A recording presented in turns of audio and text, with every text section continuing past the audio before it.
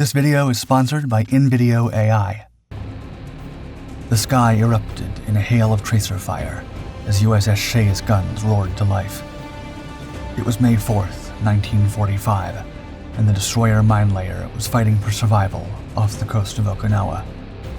Just moments ago, a lone bomber had appeared on the horizon, breaking through the morning haze. Now it plummeted from the sky in a trail of smoke and flame, victim to Shay's lethal accuracy. But there was no time for relief. Suddenly, a lookout's voice cut through the din, edged with alarm. This was no ordinary threat. A Yokosuka MXY-7 Ohka, a piloted missile born of Japan's desperation, was streaking towards them from the starboard beam. The Ohka closed the distance at over 450 knots, its pale gray form barely visible against the morning sky. Its 2,600-pound warhead promised utter devastation. The human-guided bomb, designed for a one-way mission, was moments away from impact. Its 16-foot wingspan belied its lethal purpose. Shay's crew of 336, veterans of countless Pacific battles, had mere seconds to react. Their 376-foot vessel, despite its impressive array of weaponry, suddenly felt terrifyingly vulnerable. The 4 or 5-inch guns and numerous anti-aircraft mounts stood ready. The next moments would put USS Shay's hard-earned nickname, Shootin' Shay, to the ultimate test. Creating documentaries about naval warfare isn't just about chronicling battles and ships. It's about immersing viewers in the vast, unpredictable world of the oceans, where titans of steel once clashed and history was forged. But let's face it, producing high-quality videos on naval history can feel like you're commanding a World War II destroyer single-handedly. It's a mammoth task. Enter InVideo AI, the world's most used AI video creator, and your first mate in the choppy waters of video production. This revolutionary tool is like having an entire crew at your fingertips, ready to help you navigate the complexities of content creation. Just as the invention of radar transformed naval warfare, InVideo AI is changing the game in video editing. Allow us to show you the ropes. We simply write a basic prompt about the Battle of Midway and watch how quickly InVideo AI assembles a compelling narrative. Impressive, isn't it? But that's just the tip of the iceberg. One of InVideo AI's most powerful features is its ability to generate subtitles automatically. This is crucial for a global audience, which may include many non-native English speakers. Imagine creating a detailed analysis of the HMS Dreadnought's revolutionary design. With InVideo AI, you can add subtitles in multiple languages with just a few clicks. It's like having a multilingual communications officer on your video production team. Need to adjust the timing or style of your subtitles? The intuitive edit command system makes it as easy as plotting a course on a clear day. But InVideo AI doesn't stop at subtitles. Its voice cloning technology is like having a seasoned narrator always on standby. Incredibly, with InVideo AI, you can create up to 4 videos for free. But if you're ready to launch a full-scale production offensive, we recommend the paid plan. Starting at just $20 a month, it's like upgrading from a patrol boat to a battleship. You'll get watermark-free videos, access to voice cloning, and a vast arsenal of high-quality stock footage. Navigate to the link in the description and use our code DARKSEAS50 to double your video generation credits in your first month. With InVideo AI, you'll be creating ship-shape videos in no time. On September 15th, 1942, Lieutenant Commander John Joseph Shay was serving aboard the aircraft carrier USS Wasp when Japanese torpedoes found their mark on the ship. They tore through the carrier, igniting fires across the flight deck and erupting into chaos. But amidst the inferno, Shay rose to the challenge like very few men could. Disregarding the hail of debris and the threat of exploding ammunition, he took command of the firefighting efforts. When water pressure failed, he pivoted to chemical firefighting gear, battling desperately to extinguish flames that threatened a ready ammunition locker. Leading a fire hose toward the heart of the blaze, Shay met his fate in a catastrophic explosion, his final act of courage in the face of overwhelming odds. A year and a day later, he was posthumously awarded the Navy Cross and Purple Heart medals and promoted to commander. A letter from Commander Shay to his young son captured the nation's heart. In it, he wrote, quote, "Fighting for the defense of our country, ideals, homes, and honor is an honor and duty. If I don't get back, remember, "Don't ever be a quitter." These words, emblematic of Shay's unwavering spirit, would soon find new life in a vessel bearing his name. On December 23, 1943, the Robert H. Smith-class destroyer minelayer USS Shea was launched, sponsored by her namesake's widow. This new ship blended speed, firepower, and versatility. Displacing 2,200 tons at full load, stretching 376 feet 6 inches in length, and powered by geared turbines driving twin screws, Shay could slice through the waves at speeds up to 34 knots. Her powerful arsenal included 4 5-inch 38 caliber dual-purpose guns, 2 twin 40mm anti-aircraft guns, and multiple 20mm Ehrlichen cannons, ready to defend against Imperial threats from sea and sky. Moreover, Shay's mine-laying capabilities made her a multi-role vessel, equally adept at offensive strikes and fleet defense.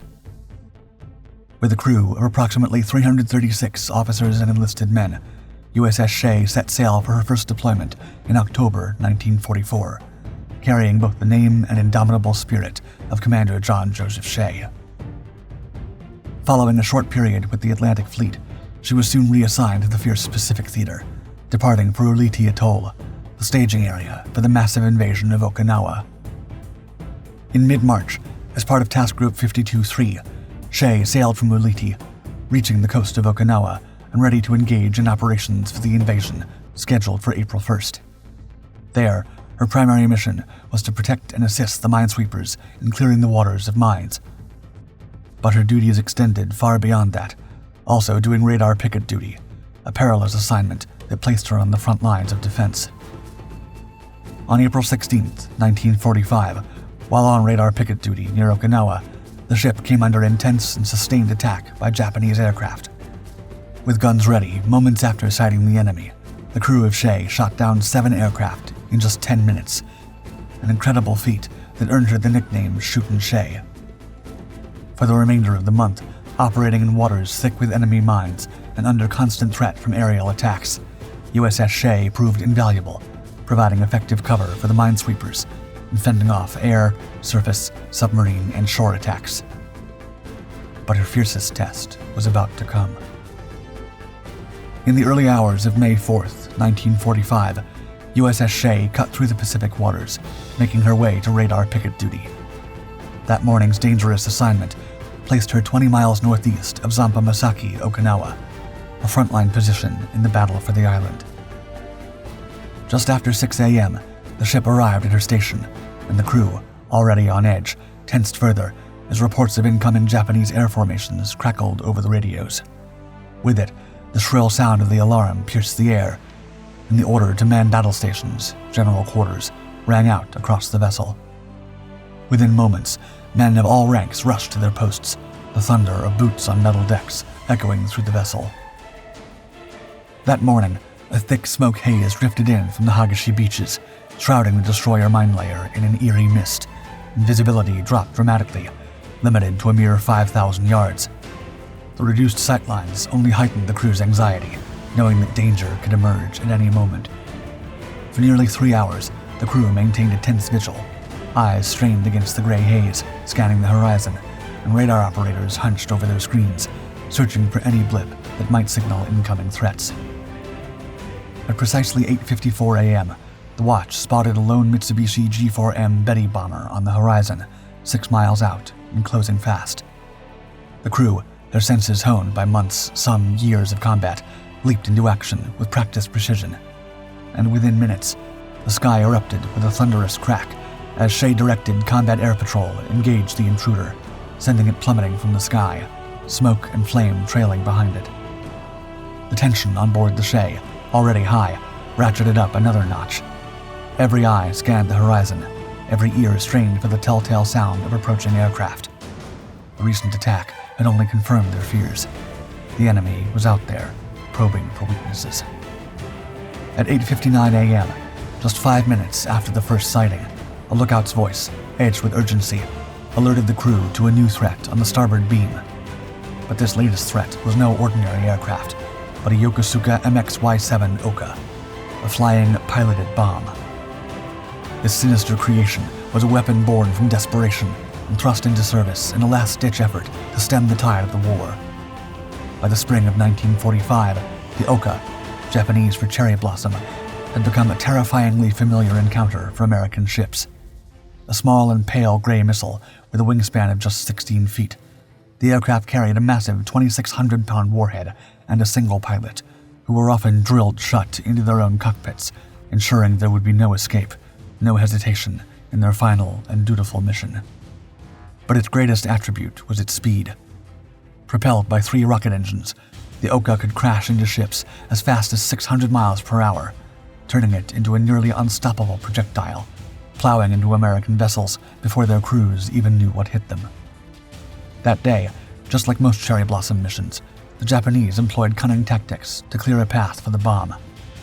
As the model closed into Shay out of the sun, enemy planes simultaneously circled overhead, drawing the battle station's fire and attention. And while the Americans turned her guns on the incoming second plane, maintaining furious fire on the high-speed target, with it closing in fast at over 450 knots, the crew had but mere moments to react as the human-led missile bore down right on to their beloved shootin' Shay. Within 5 seconds of being spotted, the Yokosuka MXY-7 Ohka struck USS Shea with devastating force.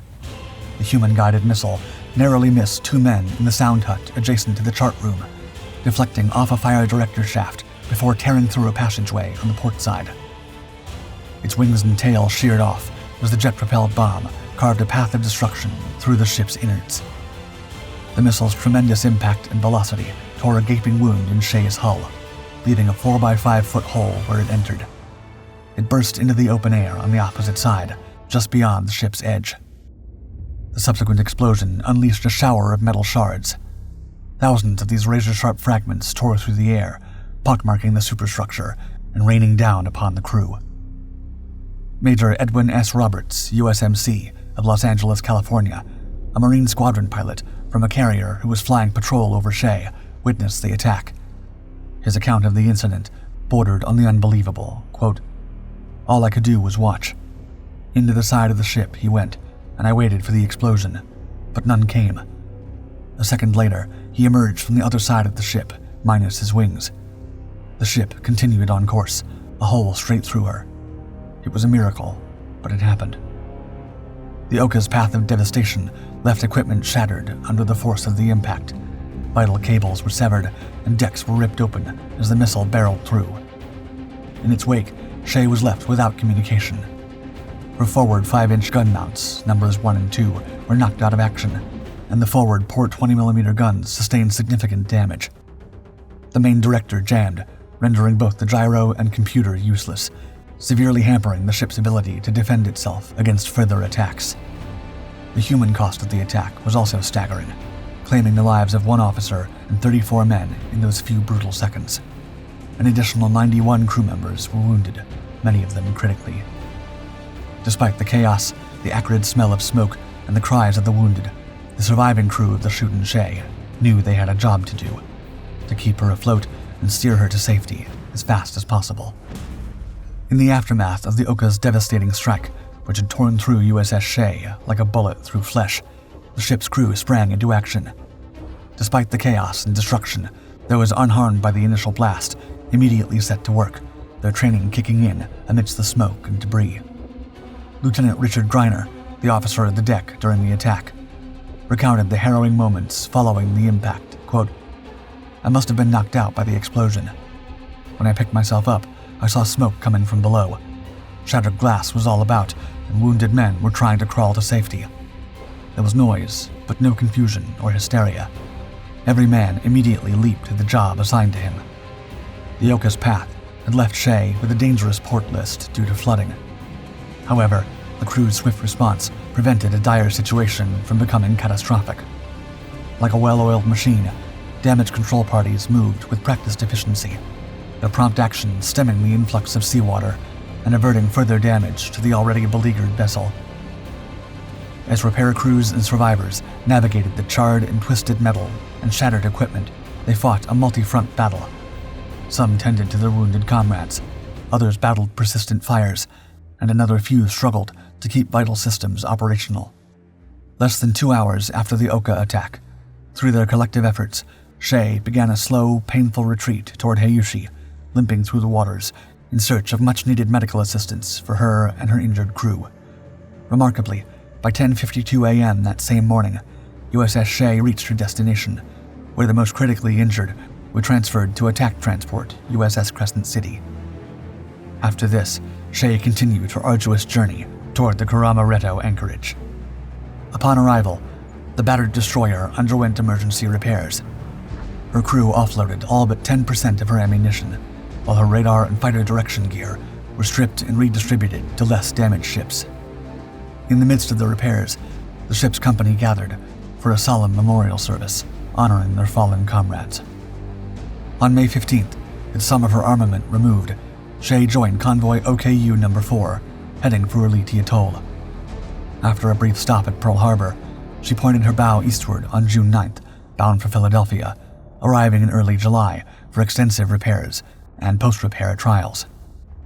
By the time she was fully back in shape, it was October 11th, 1945, and with the war now over, Shay left Philadelphia for a shakedown cruise to Maine, where she spent her first peacetime Navy day that fall, a bittersweet reminder of the cost of victory. In the years that followed, USS Shea resumed operations with both the Atlantic and Pacific fleets. She participated in various exercises and even embarked on a Mediterranean mission. In 1954, the ship took part in atomic tests at Inuitak Atoll, bearing witness to the dawn of a new era in warfare. However, time and changing naval priorities eventually caught up with the veteran destroyer, and Shay was decommissioned in 1958, having served her country for over a decade. She remained in reserve until 1973, when she was stricken from the Navy list, and the ship was sold for scrap a year later. USS Shay's nearly 3-decade-long career was marked by one battle star for her crucial role in the Okinawa campaign during World War II, for the events of April 16th and May 4th, 1945. As of 2024, the name Shay has not been bestowed upon any other United States Navy vessel, leaving the Shootin' Shay's place in naval history unique and uncontested. Dark Seas salutes InVideo AI for sponsoring this video. Don't forget, you can double your video generation credits in your first month by following the link below and using the code DARKSEAS50. Set sail for new horizons in video creation with InVideo AI.